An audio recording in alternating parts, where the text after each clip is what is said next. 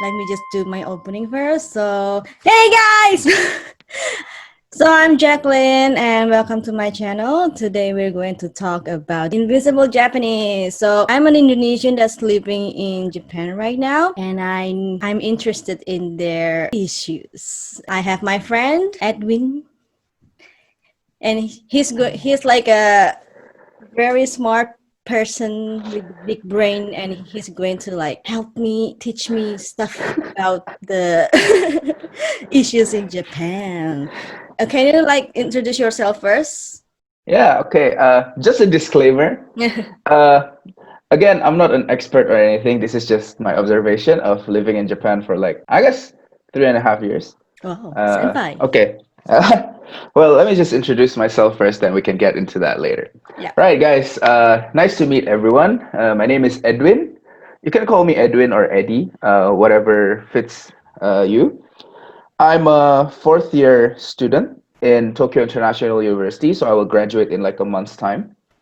And the other thing is that I'm currently in Singapore, surprisingly, because I'm doing my master's in Asian studies. I have lived in Japan for the past 3.5 years, and I'm studying in a Japanese university. And in that university, there's a lot of things that I study, mainly politics and international relation, but I also take classes on Japanese society, taught in like an from like an international perspective almost. Mm. And in that class, the professor is kind of like an expert in like Japanese society, then, which kind of helps me to understand that this overall idea of Japan that has been perpetuated in the world is like kind of, I wouldn't say fake, but Mm, different than what's the different. truth. Yeah. Yeah, so actually, my friend, he's a Japanese, what do you call it? Japanese, I forgot English. Activist. Oh my God, yeah. All So right. my Okay. friend is a Japanese activist who's Uh-huh. like constantly criticizing the government, and he told me that the Japanese government actually has a separate fund, especially to pay foreign media Uh-huh. to write like wholesome articles about Right. Japan. That's what I heard. But Uh-huh. and if you live here for just like a couple months, you will realize that there's like a lot of stuff that's not actually told. Well, life's That's, not that beautiful, I would yeah, say. yeah. That would be very correct, right? Yeah, I actually like before I moved here, I actually did my research, and I actually know that there are some dark stuff too. So I'm kind of prepared. But when I moved here, it's just like bam! Oh wow, my mind was blown. This That's is true, actually. yeah, like how some people, especially the weeps who are like Japan worshipper, who's like, oh no, Japan is so perfect, it's not problematic at all. And I was like, I wish I am praying that they will have like the Epiphany. opportunity to work in Japan so they can like have their dreams shattered. Well, in a sense, what you say might be correct, though, in a way that this whole notion of Japan being this homogeneous society, um, this Japan being like this superior kind of thing, actually is sort of like an anomaly. It's not a probably not a government project. It just happens that that kind of research is profitable. mhm, So like all this notion about like Japanese traditional culture that is like focused on collective values, like groupism, I would say. That's mhm, what my professor would say. Like mhm, they tend to put emphasis on like groups rather than individuals compared to like Western society or like society in general. So by doing that, it sort of gives out an illusion every Japanese people is the same, which mm, definitely not. You also said about Japanophiles or uh, like weebs. yeah, Weebs is like a well, I don't like to use the word weeb because it sounds really derogatory. So let's just use the yeah, word true. Japanophile. Yeah. So Japanophiles really is like they are people who like Japan, but they sort of believe in the wrong research, I would say. Mm, So like there's this thing called Nihonjinron, or like Mm. Japanese theory. Mm-hmm. And that is sort of like the things that I told you earlier about like this notion that Japan is a homogeneous society and like emphasis on the collective value and whatever not. And that kind of thing is actually, those kind of research is kind of like done because they take Japanese culture and take essentialize it. They didn't look at like the bigger picture of it Mm. almost. Mm-hmm. And yeah, so those kind of Japanophile believe in that research, while people who usually Yeah. studies Japanese sociology or society from an Mm. like using the traditional sociological method, I would say it's very different because I think people who likes Japan without knowing what Japan is, or like they even I found people who's been in the inside Japanese society but still behaves like that or like think like that. It's like I think they're part of the group of people that is very they integrate in the different sphere of Japanese society, I would say, Mm. because they meet with people who are open-minded and kind of like be accepting of everyone. Mm. While most of the time, people who comes to Japan really have to kind of really try hard and get by to be at least living comfortably in Japan without Yeah. being Yeah. scrutinized from every side. You just said that Japan is like the image is like homogeneous, right? But Yeah. actually, when you come here, you realize that it's not that homogeneous, because like, well, probably the easiest one, there are Hafus in here, Ainu, and then Yeah. so what I want to like learn in this session is like about this invisible Japanese, who we barely know about it. Like Mm. even in Japan, like I asked my Japanese friends about the Ainu and the Buraku. Yeah, yeah. Yeah, even my Japanese friends, they don't really know about it. And also in like Japanese media, I barely see them.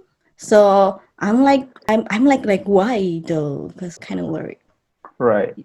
curious. So Yeah. yeah, maybe for people who doesn't know what like a hafu is, what a buraku is, what a Right. ainu is, they maybe you can Mm-hmm, like mm-hmm. introduce them, like explain, Right. like explain to us for Yeah. first. Okay.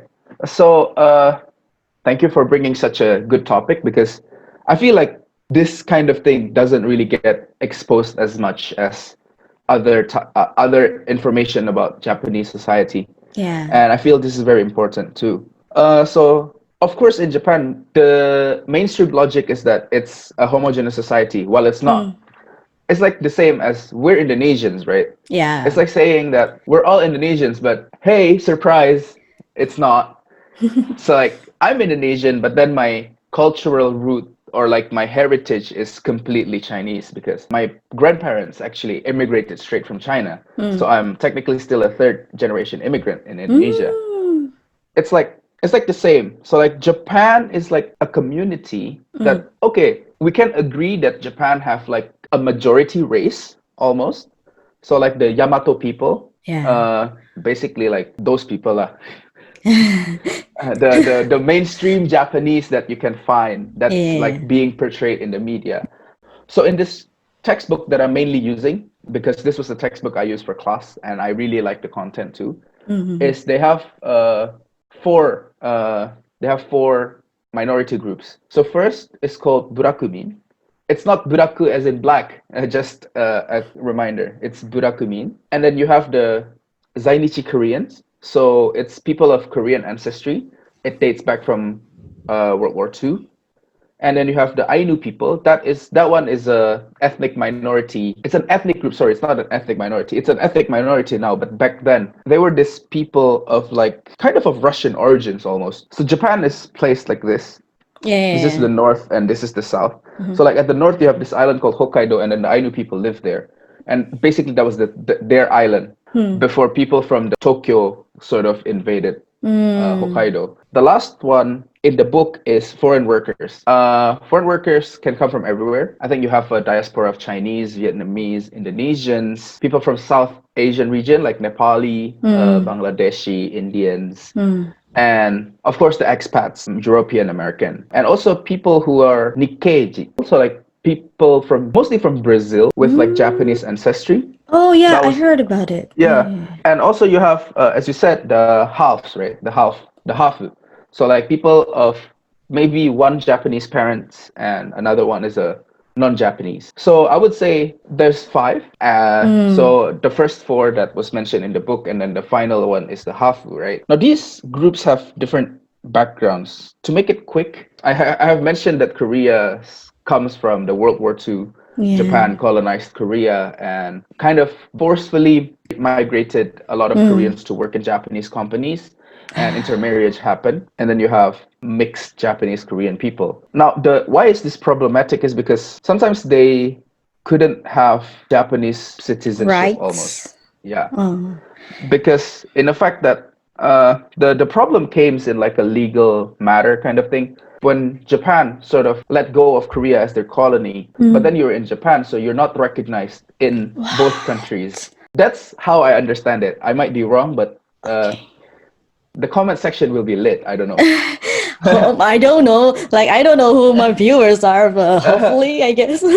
Right. So second one is the Burakumin, the ones that have the most number of members in their Mm. society, in their community. Now, it's not necessarily a community, but it's just like this. It comes all the way back from when Japan modernized. So it's the Edo period, Mhm. where you have the social caste system of the feudal Japan, which puts the shogun on top. So like the military leaders and then the samurais. Wait, no, sorry, I'm wrong. Professor Blackwood, I'm really sorry. So shoguns, then farmers, then artisans, then merchants. Oh, so farmers are actually higher then. Yes, Wow. surprisingly, farmer is higher, right? Yeah, cause But like they. in Yeah, practice, that doesn't happen. yeah, that's true. So Burakumin, like a caste system similar to like the one that we have in Hindu. It's Uh-huh. a closed system. Mm. You're either in and then you're categorized between the different levels, or you're just out of it.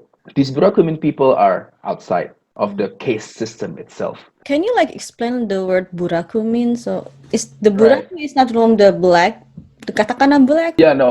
So the Burakumin is like it translates to hamlet people or Ham village people. village people. Okay. Hamlet is like, well, almost like a ghetto. If we're Mm. using like today's word. Wait, let me just have something to drink. So Huh? you have this kind of like places where people live, and the reason why they are separated is because they engage in jobs that is not allowed in the Confucian tradition. So basically, you're not allowed to take lives. You're not allowed to kind of like, yeah, kind of like deal with animals, bloods, and whatever not. Ah. But then people do still need things like, grave digger or like butcher or Mm. like those kind of jobs. At that time, they were put in the Burakumin people. So like they live at one place. They do kind of like similar jobs, and they were not kind of like, I wouldn't say they're not recognized because it's not clear. But what happened is that like they're not part of the traditional caste system that exists in that period. They have the three Ks: Tanai, Mm. Kiteng, Mm. Kitsi. Ah. So if you engage in those three jobs, you're basically outside of the caste system. Why Kitanai? Because Kitanai is pretty subjective. It depends on who you are. What do you Mm. count as dirty, right? Mm. Like, let's say if you're living in the city and then you see a dumpster, it's dirty. But then for people who live in the dumpster, it's my everyday life. So this is a very kind of like subjective kind of notion of dirty that we're talking here. Mm. And those 3K actually will lead us to a new category of people too, which is the foreign workers. So foreign workers, sometimes they get assigned jobs that are 3Ks. Yeah, a lot. Yeah, like Yeah. factories, construction workers, even like for the better ones, I'd say kind of like working in in a restaurant that is owned by their own ethnicity or like their own food kind of Yeah. place. Yeah. Like mostly they do like the scrub jobs almost. Yeah. Oh yeah. So like for people who doesn't know, I'm actually working at like a able consultant company for Indonesian people. So I help Indonesians who are working in Japan, who wants to work in Japan, and I actually got a lot of people who tell their stories where they are not treated well, and most of them are people who are working at the 3Ks. It was really awful, and a lot of them are not considered as humans, probably. Yeah, Yeah. that happens. Yeah, when you're like foreign workers here, you can feel like most of the time you can feel that they want you to work here, but they don't want you to stay. And Exactly. they want your tax money, but they don't want you to use your tax money. That's true. That's true. I forgot when, but like a couple months ago, there are like this huge scandal where like the governments are planning to give funds for foreign students, but only for those who are in the top 30% or something. Yeah. And it was like, so what the heck? Because like what the 70%, those other 70% students, they are also like paying their taxes and stuff, and but you're not going to like let them use the Yeah. benefit. Like anyway, so yeah, We'll continue. talk about that later because Yeah, we can. I actually have an idea about that. Not an Yeah, idea, but kind of like the implications of it, yeah, almost. yeah, But let's finish with the yeah. Let's just minority focus groups on the first. minority Yep. groups first. This is going to be like a series because like This there's is so not gonna many finish stuff. in an hour. It's not. It's not. It's not. I know. So yeah. So let's just talk about the minorities first. Okay, let's Right. continue. Okay, so foreign workers, the reason why they're here, of course, Japan is facing an aging society. There's Yeah. shortage of unskilled labor. That's what the book said, which is true Hmm. because relatively Japan is rich compared to other countries, and that also corresponds to the fact that a lot of Japanese people are educated and they Hmm. wouldn't want to do jobs like that unless it's very necessary. Yeah. So that's why Japan sort of encourage people to come and fill on those positions. Yeah, they do suffer from a lot of setbacks, and we'll talk about that later, I guess.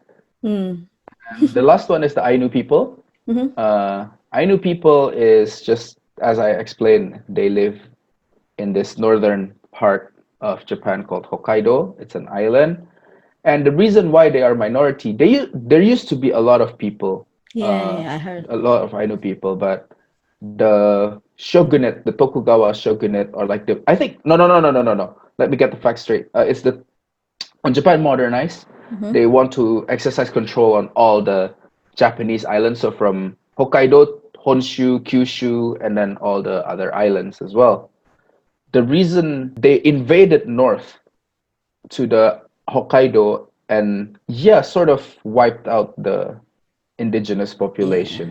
Yeah. Yeah, so they become the number never really compare like Honshu and Yeah. Hokkaido in the past, but it's worse after the aggression because it says the population is around.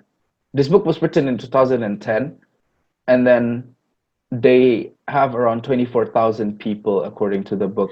Yeah. Yeah. So yeah, that's Mm. and then lastly you have the halves. So like half Japanese, half non-Japanese people. They always from what I see is that they're always in a limbo. They're never Mm. fully Japanese and they're never fully foreign either. Yeah, sometimes people do kind of have different ideas of how Japanese can a Japanese be, if that makes sense. Like the degree of Japaneseness, You mentioned about the Brazilian who has like Japanese Japanese residency, ancestry. right? And oh, Yeah, ancestry. Yeah, yeah, yeah. Can you? Yeah, I actually heard about it like last night too with my friend, and like I'm like really interested because like I've never heard about it before. we actually have some in my university. We have like a group of Japanese Brazilian. It actually comes when kind of like Japanese people started going out to the world when they opened up in the 1800s after Mm-hmm. the Meiji Restoration. Mm-hmm. When people leave to emigrate to other countries, a lot of them went to South America Mm. and crossing the Pacific and arriving in Southern America and America. In Southern America, they assimilate with people, with like the local people, and a lot of those people have South American names, Mm. first names and still keep their Japanese family names. Mm. Some of them still able to speak Japanese, but most of them now that I know is more Brazilian than Japanese in terms Ah. of culture, I'd say. But sometimes they look really Asian, like they look very much like Japanese, that Japanese people are sometimes bamboozled when Mm. they see those people and then they speak in this foreign language. It's like, what kind of thing? Mm. The reason why they are scrutinized, I would say, they receive kind of like discrimination is because those kind of people left Japan when Japan was still poor, Mm. moved to another country, and compared to Japan now, Southern American countries is like less rich compared to Japan. Mm. And then they move back here. So like they face double scrutiny, like why did you leave Japan when you're poor and then come back when Japan is rich when you're poor? Kind of situation. Yeah, I see. Where Like were we? those people who are being scrutinized right now, they're actually just like the children and grandchildren of the people who left, though, right? Yes. I mean, Mostly they receive they kind of like receive scrutiny mostly because it's the same thing as like foreign workers, to be fair. mm, But then they're facing double because they're also kind of like half Japanese ancestry, so like they kind of fall into the hafu category as well, and also yeah. foreign workers as well, and also the fact that Japanese Brazilians do have a different past than other halves, I would say. Mm, So that's why it's kind of difficult for everyone to kind of like mm, integrate. mm. But I mean, we can always have another episode like completely for to talk about Japanese Brazilians. But I'm not. The thing is, I'm not that. I don't have the knowledge, enough knowledge to talk about that.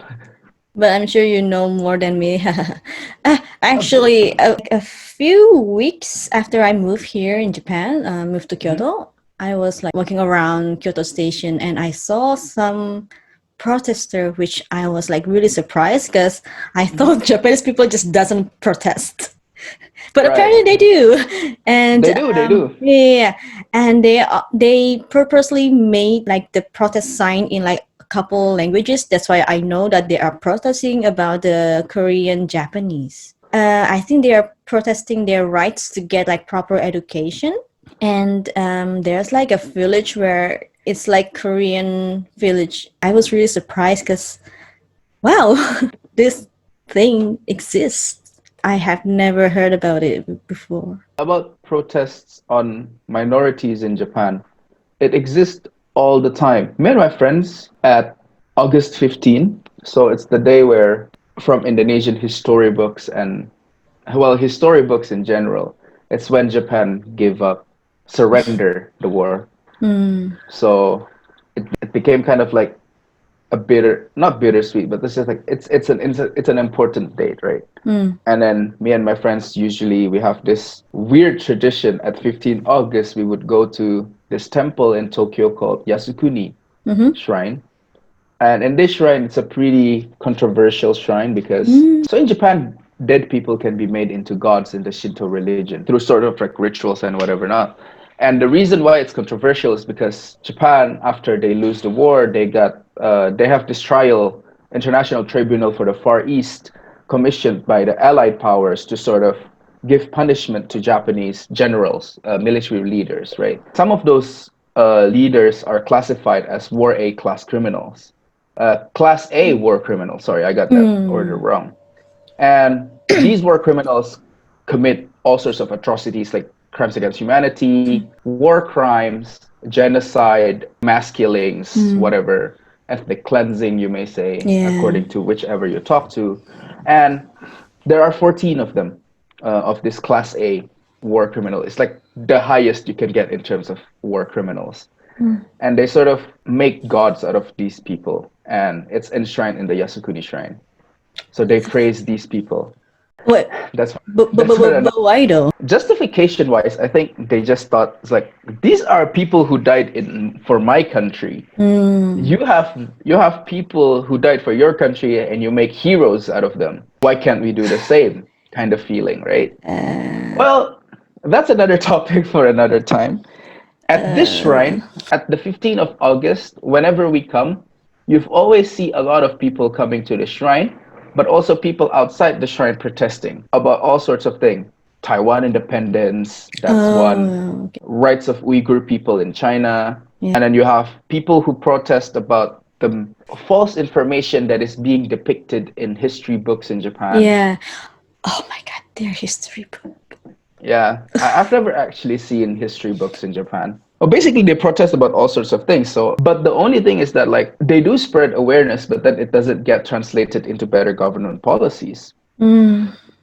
So there's this discrepancy between the societal demand, the society's demand for change, and the unresponsiveness of the government, I would say. And that's also kind of leads us to another reason why this whole invisible Japanese thing kind of happened is because if they do accept those different people, it Mm. would basically it's like disproving their own theory, and any sort of people don't want to get their belief challenged. I think it's like an inner defense mechanism thing. Like Oh, if people start attacking me in the comments below, I'm probably going to get all defensive, but as a good academic, I'll take in their opinions.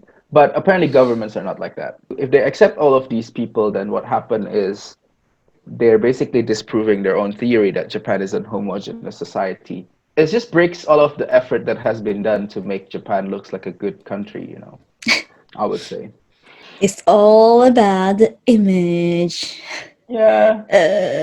I'm really glad because there are more and more Japanese, like especially the youth who are woke enough and care enough about their own country, and um, they are starting to make like this activism in Right. Japan, both in Japanese and English. So Oh. Black Lives Matter issues. Ah, Yeah, yeah. because there are also like some African descent like living here in Japan as a Mm-mm-mm. gaijin. Not only that, there's also like movement, feminist movement, like starting to rise here, and I'm really hopeful that these youths can like maybe one These day. youths. As if we're not young. I'm young in heart at heart. Yeah, I'm very How old are young. you again? Anyway, so Ah! so yeah, I'm really like Owen. What's Owen in English? Cheering. Oh my god. Support, yeah. Yeah, I'm really like cheering up the supporting this youth, and I'm really hoping that they will be the change that Japan needs. I mean, there's like I know that Japan has their own culture that they want to preserve, but not all of the culture should be reserved. Yeah. And a lot of the time that when people criticize Japanese for some stuff, they will say, yeah, but this we have been doing this since like the, I don't know, samurai period. This is our culture. And they will always use the word it's As our a defense, culture right? as a defense. And I was like, yeah, but not all culture should be like preserved. Like It's a there are. consciousness, I would say. It's like this consciousness that you always antagonize people that is not you, that is not part of your Mm, group. I think that happens in every society, especially countries with like a lot of ethnic tensions, I would say, mm, when people are oppressed mm, for the sake of oppression mm. because it leads to social cohesion and whatever not. Yeah, I guess it's not only Japan or it's not only America. It happens in every sort of It's country, I'd everywhere. say. Yeah. Like even in our country, there are still like this culture where they will just kidnap like their bride and just kidnap bride or something. I don't know. I think there are also some in other countries too, the bride kidnapping culture, and Yeah. yeah, it needs to stop. It need to stop. As much as I want to take a normative stance in all of this, I'm not an activist myself. Mm. I know that is objectively wrong in terms of human rights and whatever not. For me, it's not right. It's just outright, you are canceled kind of thing. It's like, if you do that, you're canceled. You're not human to me. And that's good because some people do actually have like movements on those things. Mm, And I've also known this group of people in my university actually, and mm, working under a professor. when so you know a lot of people who works for like Black Lives Matter or like feminist movements, right? Yeah. Yeah. And there's another thing in Japan. It's like the another invisible part of Japanese society, I would say. It's like the refugee uh, problem. Yes. Oh my God, the refugee. Yeah, the Oh. refugees are usually mostly Kurdish people from Turkey. Mm. So like for these people, so let's say I'm a student in Mhm. Japan. I come from Indonesia. I look Asian Yeah. enough, like East Asian enough. At least when I don't speak, I just walk normally. People wouldn't like look at me like that. Yeah. So let's say if I walk one day, I don't bring my identity with me, and then the police go check on me. I'm probably gonna still be okay, Mm. as in like, don't forget to bring it next time, and that's it. That Mm. stops right there. But Mm. for these people who are like Kurds of like, well, I guess people from like the middle, some people though, some people like not only Kurds people, but mostly Kurds because that's what I know from my what my professor told me is that like if they don't bring their identification, they're going straight to the detention center for immigrants. It's like the threshold of offense that they could do and what we could do or Mm. I could do is very different. Like very small violations for them is like a Mm. big thing. While for me, it's not necessarily that much of a problem if I do the same thing as them that would get them sent straight to the detention center. So there's this group of people, an NGO actually, Mm. that my professor is working with. They're mainly working in Japanese. And there's this group of people from my university called the Kasumigaseki Refugee Support Youth. Mm. Kasumigaseki is where I live. Ah. It's just this group of people who is doing volunteer work to translate articles or write articles about Yeah. the refugee condition in Japan and Mm. sort of make it in English so that it reaches more audience, right? Yeah. Because to be honest, I kind of tried to help them, but I haven't been able to because I have just moved into Singapore and whatever not. But then when I see the articles and the things that I have to translate, there's a lot of jargons that kind of make it convoluted in Japan, in Mm. Japanese. Mm. And it doesn't, it's very confusing even for me to understand the English translation of it. And this is like, this issue is so complex that it's very hard to kind of unravel. And thank God we Mm. have these people who are willing to do their job. So Mm. props to you guys, Yes, thanks so much. And oh my God, I hope to they will get everyone more who's help. Yeah, anyway, actually, to yeah. anyone who's kind of raised this issue to the international eyes, I think you guys should keep on doing this because most of the time people won't bother if they don't understand the language. They don't think it's a problem because they don't understand, right? Yeah, yeah, it's not a problem until they experience it themselves, I think. I don't consider myself an activist. I just consider myself a person who really want to learn about stuff. And I just don't understand why people will do this to other human beings, you know? So I'm like, I want to like raise awareness with the little social followers I have, I guess. I don't Yeah, know. I just want to like share stories about these people because like there's like you I cannot find it. I cannot yeah, find it, and I cannot understand Japanese either. So that's why I want to learn from people who actually knows about this, even like just a little bit. I think even though just like a little bit, like you said, you already like teach me like so much. Like the stories I heard from my friends and also the people who do consultations, mm-hmm. it's like mind blowing and Yeah, that's true. Regardless of what kind of activism that you do, it's kind of encouraging and discouraging at the same time because it's encouraging because there's a lot of people that see that this is not right and this has to be solved. yeah, But on the other side, you're going against something that has been ongoing for God knows how long, right? yeah. And that fact alone is kind of daunting in its own. Mm, So it's almost a dilemma mm, to how this will all turn out in the future. mm.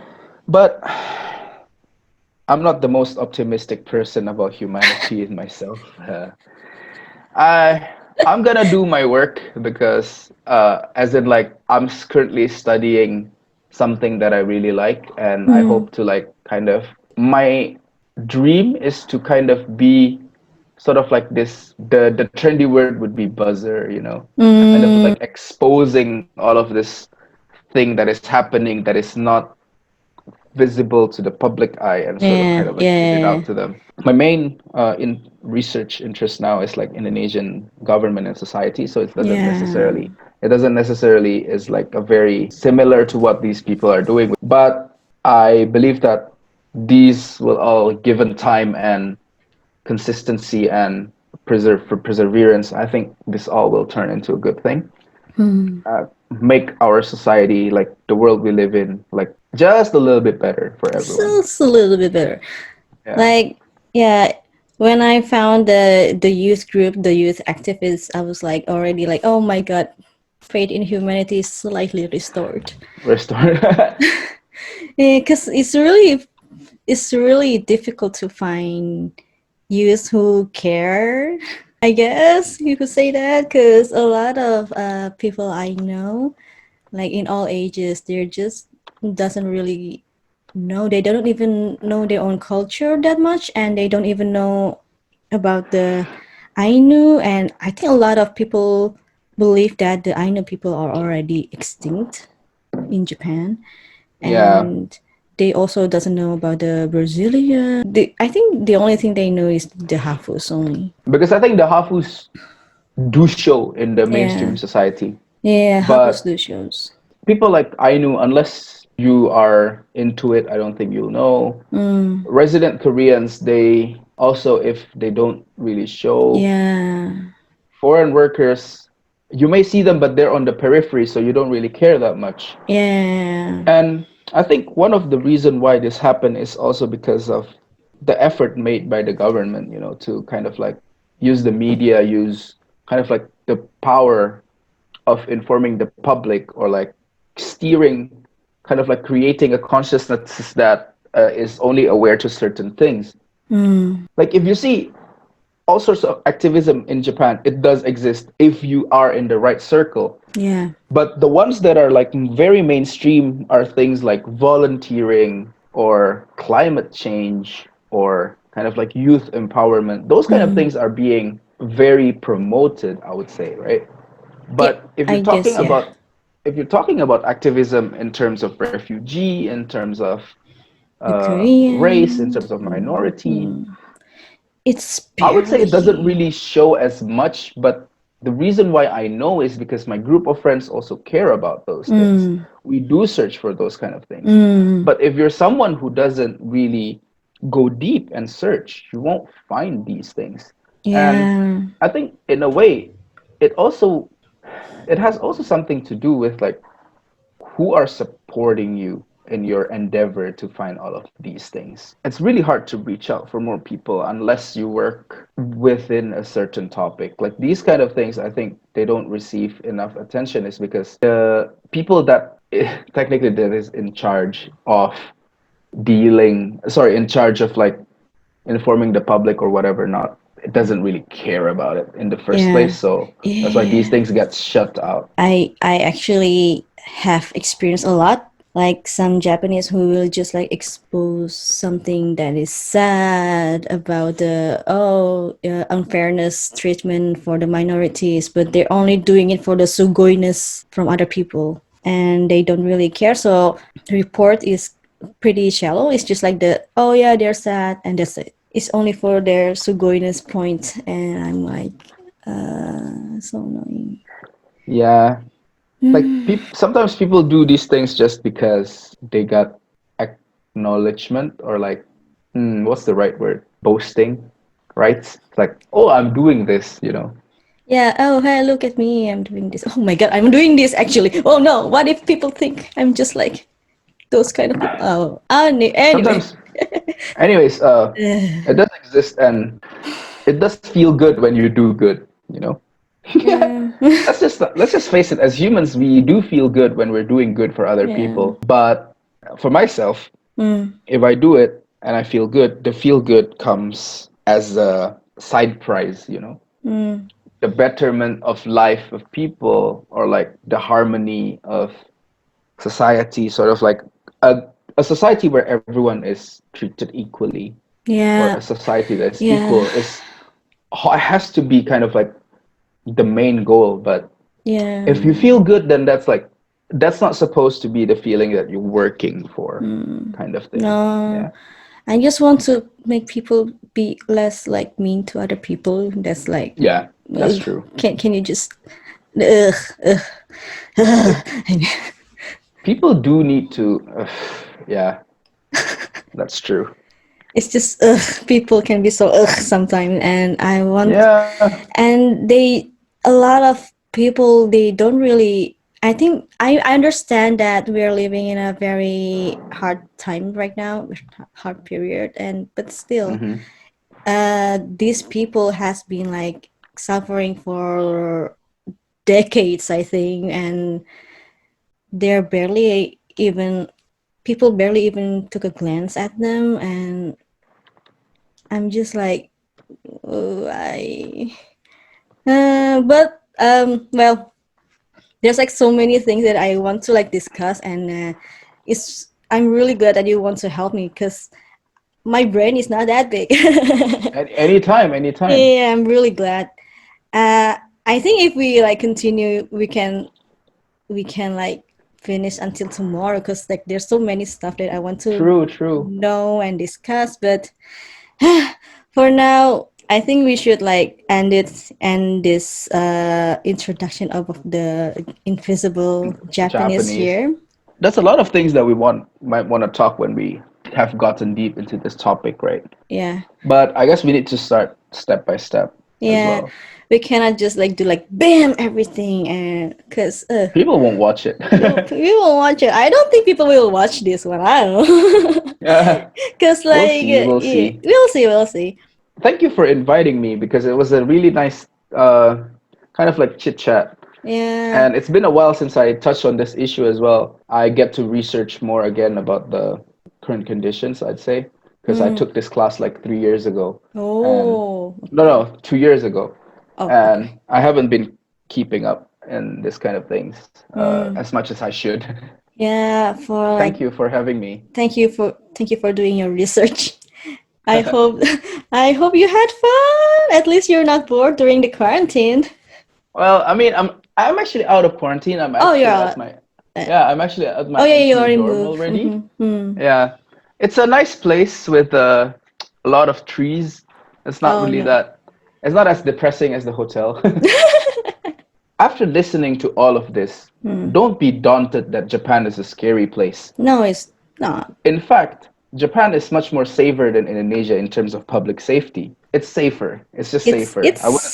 slightly safer. Yeah, I Yeah, agree. and Uh, I'm saying this as someone who is privileged to go to Japan only for university, because a lot of people who suffer in Japan is because work uh, here. they work here, or they're under this kind of like, well, maybe you know more about this, Yeah. right? Like people who's like under uh, Uh, weird contracts, basic. weird work. Yeah, and Uh-huh. those who are tricked to come here and basically Uh, became the victim of human trafficking.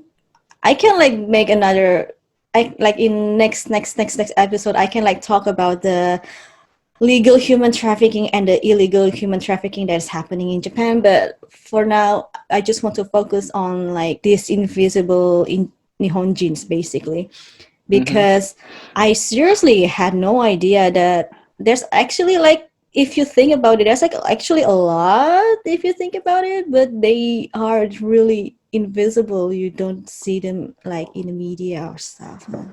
True. And like the reason behind it is actually really heart wrenching. So I just want to like raise awareness with Yeah, all true. that I can, I guess. And the Mm-hmm. reason I chose to like do this in English is because I just want to make sure that more people know. Because I think even if we use Indonesian, I'm going to put like Indonesian subtitle for sure. But Mm-hmm. I also want to like let other people from other country to know about this too, because I believe that there are more people who understand English in this Right. world, right? So yeah, True. that's why I chose to like use English in this Mm-hmm. video. Okay, so since we talk a little bit about the invisible not Indonesian. Oh my god, my brain is broken. Okay, so since we already finished talking about the invisible Japanese, we actually want to like go deep into it, but I think it will take a really long research, and maybe we're not that capable yet. So for now, this is the only thing that we can share. If anybody who has the knowledge and also who are really expert on the history and stuff, maybe you can like reach out to me. So yeah. I think I have a group of friends in my university Hmm? that actually do podcast as well, Hmm. and they do talk about a lot of things, including some of the things that we have talked Hmm. in this episode. Cool. So things like uh, social movements, Hmm. things about uh, Burak. They actually have a special episode on Burakumin. So Oh, cool. Yeah. and yeah, I mean, This is uh, it's still available, right? Maybe yes, you can like you can just like I'll put it like later in the right. post So edit. the name of the podcast is Bento Bureau, Hmm. Japan from an international perspective. Hey. So yeah, so just want to thank everybody who are watching until the end. This is a very long and very difficult subject. I know, but yeah, this is what I actually like because I like to talk about deep shit like this. And thanks again, Edwin, for doing the research and also helping me with these episodes. And for the next episode, we were planning to talk about the foreign workers in Japan. Maybe we can sprinkle a little bit, like only the base about the economy in Japan, because Hmm. it's going to be another really long chat. Yep, for sure. For sure, and I will try my best not to like rant and Right. and like stay in like Yeah. it's I guess just the next episode will be me talking about the theories and you talking about the real thing that you do. So it's I'm pretty sure it's gonna be fun. yes. I'm really excited. Okay, so yeah, thanks guys for watching. And do you want to plug your social media or stuff, or maybe your Uh, friends' podcast for sure? right. So my social media, my Instagram, my Twitter is well, Instagram is more personal. Twitter is more academic. I do Mm-hmm. tweet about about politics and other stuff in that account. Mm-hmm. My my username is all the same at Edwin Changa. So EDWINCANGGA. Mm. And the podcast that my friends are working with is called Bento Bureau. They are mainly active on Facebook now. They do lives Mm. every weekend, not every weekend, like maybe bi-weekly. And Ah. they are currently in the series called Adapting to the New Normal in Japan. Mm. So yeah, just kind of like bringing perspective of people who work in Japan and then how their companies or like their work is adapting during the current pandemic. Again, maybe I also want to plug in my professors and my friends' work Mm. for the refugee. Mm. It's called the Mm. Kasumigaseki Refugee Support Youth. Yeah, so that's all of his and his friends' social media and stuff. Please check them out. And yeah, so we're going to see you in the next episode of Living in Japan. Be like, okay, Oh, so that's the so title. yeah, so it's mostly like nani nani in Japan. Be like, because like Ah, before I made like this kind of like a accidental series with my friends about teaching in right. Japan. Be like, so the title is nani nani in Japan. Be like. All right. Okay, so yeah, thanks everybody, and thanks Edwin, and I hope to see you again in the next episode of Living in Japan. Be like, bye. Bye bye.